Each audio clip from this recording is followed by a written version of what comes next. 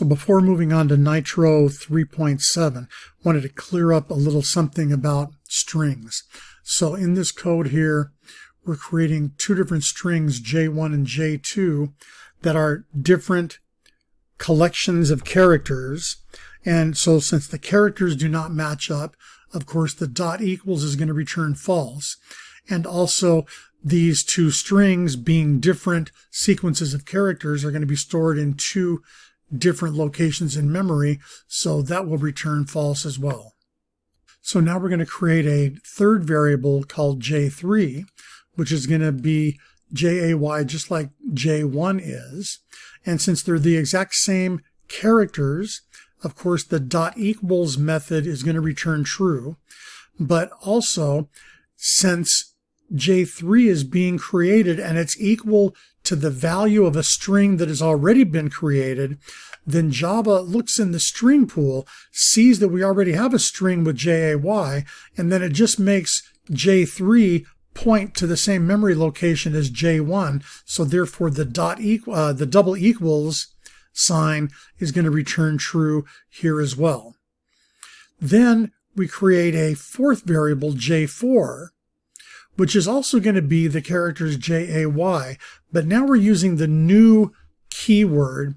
So this is forcing J4 to be at a different location in memory. It's forcing J4 to occupy its own spot in memory. In other words, Java's not going to look in the string pool to see if a J has already been created. So obviously J1 and J4 have the same characters, capital J and then lowercase ay, so the dot equals method is going to return true. But because we forced this one to occupy a different spot in memory, the double equal sign is going to return false. Okay, so then let's create a J5 and a J6. J5 is being created as a new string with the characters for the name Windley with a capital W. J6 is a literal string declaration of that string Windley also.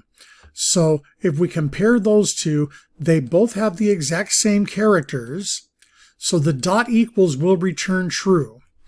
And here's a little bit of a twist.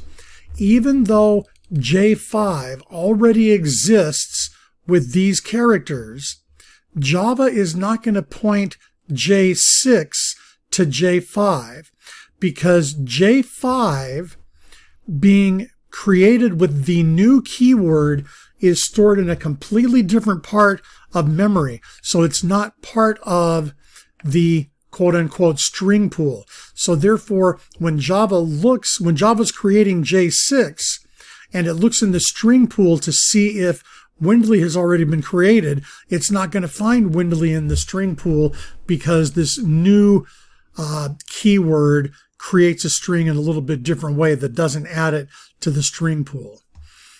And then, so they're going to have different memory address locations. And then a little bit of a twist on all of that. So remember that J1 was JAY and J2 was just JA. If we take J2 and add a Y to the end of it and store that back into J2 and then redo our comparison with J1 and J2, now they have the exact same characters, JAY, so the dot equals will return true. But interestingly, even though they have the same characters, JAY, Java did not go back and look at the string pool, and Java's not going to make J2 point to the same memory address as J1, because this is not like creating a new variable J2. This is kind of a little bit of a redefinition or an altering of J2. So J2 is still going to be in a different memory address, and therefore this is going to be false. However, if we made J2 equal to J by just reassigning it like this, in this literal string declaration, Java is going to look to see if the string JAY already exists. So of course the dot equals is going to be true because we have two strings that are capital J-A-Y. But now they're going to have the same address.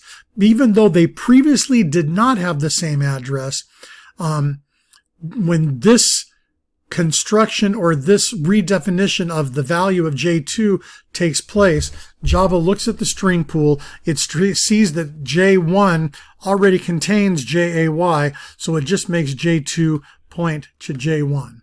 So hopefully all of these trues and falses that I have written over here, you will see showing up over here in the output. And then I'm just going to scroll a bit so you can see this is all about what's displaying here. And then this is all about what's displaying here. Just going slow in case you want to pause the video. This here is what's displaying here. And then this little section of code is what's displaying here. And then this section of code is what's displaying here. And this section of code is what's displaying here. So hopefully that clears up a couple of things about strings and memory locations. I know it did for me. Now on to Nitro 3.7. So here's 3.7, Nitro 3.7. And there's not anything that we're going to be really graded on here. But what I would like to do is just try to predict what these different statements are going to print out. So string 1 was initialized to be null. So therefore, this if statement should evaluate to true. And then string 1 is now going to point to the same memory location as string 2. So string 1 and string 2 now point to same memory address. I'll just say address. Okay. Then, since string 1 and string 2 now point to the same memory address, this statement here should be true, and therefore we should see this print out. String 1 and string 2 refer to the same object. Then it's going to say if string 2 is equal to string 3, and equal as in double equals, that's going to be false, because when string 3 was created, Java does not see the string 2 as part of the string pool, so it's not going to point string 3 to string 2. So that's going to be false, and because they're in two different memory locations, and therefore this statement here will not print out. But string 1 dot equals string 2, that is true because we made string 1 equivalent to string 2 up here in this if statement. String 2 dot equals string 3 is true because we made them both strings that are equal to Carol. So both of those are true, which is so we're going to print out that string 1, string 2, and string 3 are all equal as in the same characters. So this should evaluate to true. And then the last one, string 1 is equivalent to string 2, just like it was up here, but string 2 is not equivalent to string 3, just like we said here. So therefore this and is going to be false, and therefore this statement here will not print out. So this is true, it doesn't print anything out. This is true, we should see this. And this is true, and we should see this.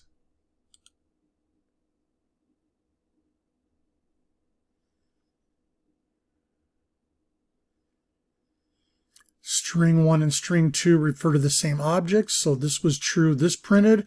String 1, string 2, and string 3 are equal. This was true, so this printed. So nothing really for us to write there. We just had to go through and think about a little bit what's going to happen to the different strings as the comparisons are made and some assignments are made and whatnot. So let's go on to 3.7 Nitro. In this piece of Nitro 3.7, they just want us to write down here in our own words what we were just talking about in the previous lesson about why we thought which statements were going to be true and what was going to print out. They just want us to write that out in our own words and submit so that our teacher can see what our logic was when going through the previous lesson. Okay, so now on to 3.7.9 about 3 strings. Okay, so here we're going to ask the user for 3 strings. We need to start off with a scanner object. I'm going to call mine myInput, new scanner, system.in, and then a string,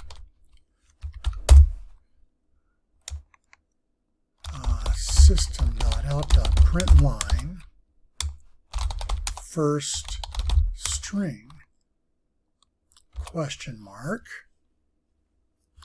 And it looks like the way the printout is over here, that should all be on one line. I'm not going to make it go all on one line, but if I have to do that, then I'll take out that and just make it print instead of print line. So string 1 is my input dot next line. Then repeat that twice more for the second string, which we'll call string 2, and for the third string, which we'll call string 3.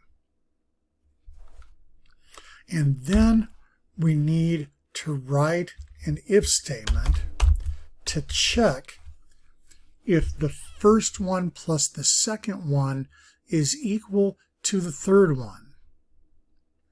And they're even emphasizing that we need to use dot equals.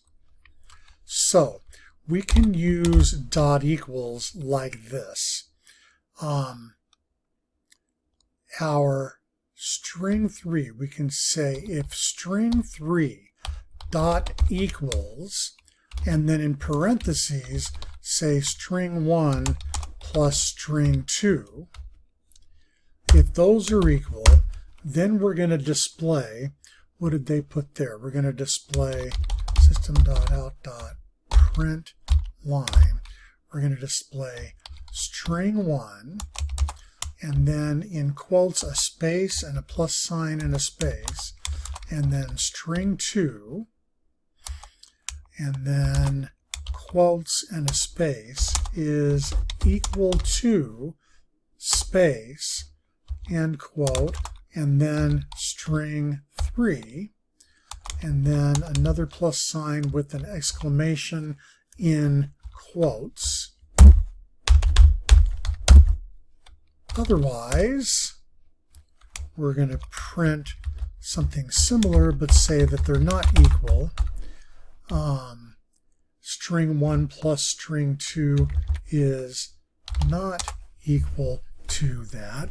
And so let's run this code and do their exact example, peppermint and peppermint, and see how that works.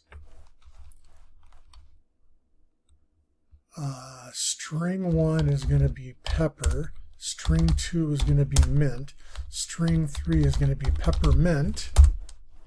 Pepper plus mint is equal to peppermint. Okay, let's run again. First string go, second string fish, third string donuts. Go plus fish is not equal to donuts. So I think that's all working the way we want it to work. Let's test out the test cases, and that looks good. So now we're on to 3.7.10.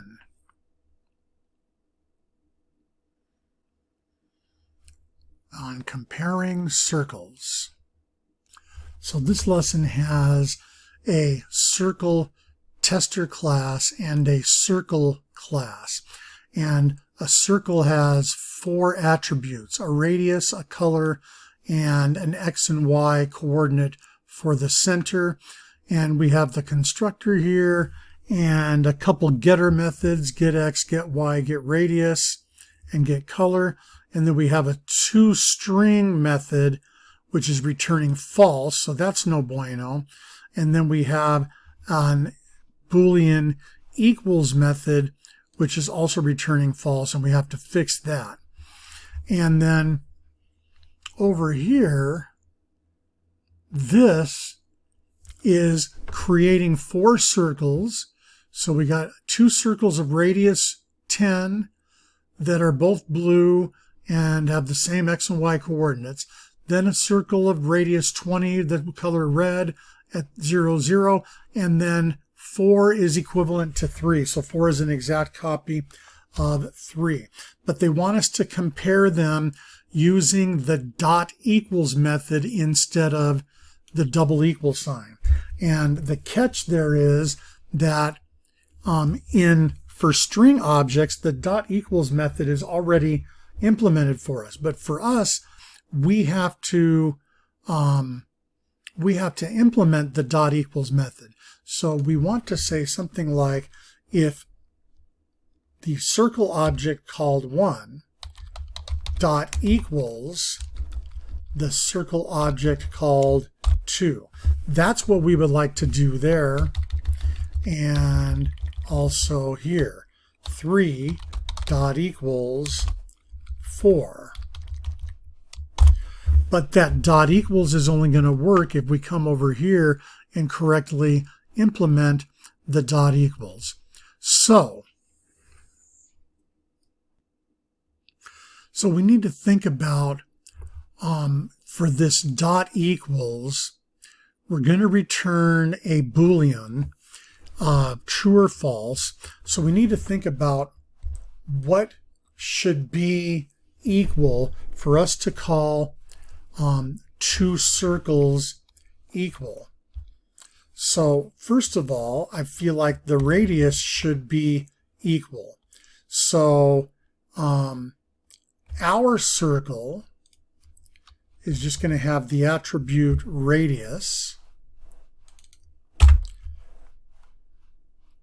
For the other circle, we have to say other.getRadius. I don't know if I'm assuming they used a capital R, get radius. So we want to check if the 2 radii are equal, and we can do that with a double equal sign because they're just integers. And I think we want to do that with the other items, the other attributes also. Is the x-coordinate of our circle equal to the x-coordinate of the other circle, which will be other.getX? Is the y-coordinate of our circle equal to the y-coordinate of the other circle, which will be other.getY? And then also, are the colors equal? So now the colors are strings, so I'm going to have to use dot equals for that. So is the color of my circle dot equals to the other circle dot get color? And I need all of those to be true if we're going to return true. So I need the radius of the one circle to equal the radius of the other circle, and I need the x-coordinate of the one circle to equal the x-coordinate of the other circle, and I need the y-coordinate of the one circle to equal the y-coordinate of the other circle, and I need the color of the one circle to equal the color of the other circle. If all of those evaluate to true, then the and of all of those will evaluate to true. So I think that's what we want right there. Let me make this a little bit smaller, and let's just run that part of the code. Let's look at the circle tester. Oh, what does it say? Return false. Oh, we're supposed to be returning a string. Let's just return a string like hi for right now, just so we can test our code. Okay, circles 1 and 2 are equal. Same radius, same color, same x, same y. Circles 3 and 4 are equal because we defined 3 to be equal to, we defined 4 to be equal to 3, or we initialized 4 to be equal to 3. So that's all working correctly, except now we have to implement the toString. So let's come back over here, and on the toString, what we want to print is the color. So that, and then a space and the word circle with a radius of space, then whatever the value is of radius, and then a plus sign and a space at position space parenthesis, and then we want the x-coordinate of our circle, and then we want in quotes a comma, maybe a comma and a space it looks like, and then we want the y-coordinate of our circle, and then we need in quotes an end parenthesis. So hopefully that will print out blue circle with a radius of blah at position blah comma blah.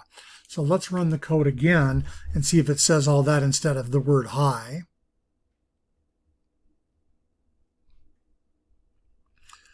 Oh, what does it not like? Did I not do a semicolon at the end?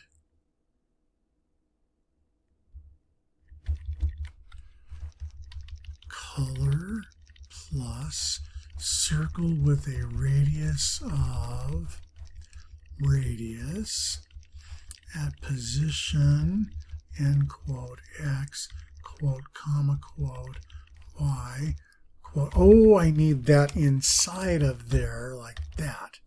Okay. Just a little misplaced quotation mark. Blue circle with radius of 10, position 50 and 35. Red circle with radius of 20 at position 0, 0. And just to mess around a little bit, if we were to change just one little thing about circle 2, change the y-coordinate just a little bit. Now, this if is false. 1 does not equal 2, so it doesn't print this out. It only prints out the information about 3 and 4. So I think our dot equals and our toString is working correctly. Let's check the code with all of their test cases, and that looks good. So I think we're done now with Nitro 3.7, and we're ready to move on to the Nitro quiz on Unit 3. Okay, good luck on the quiz.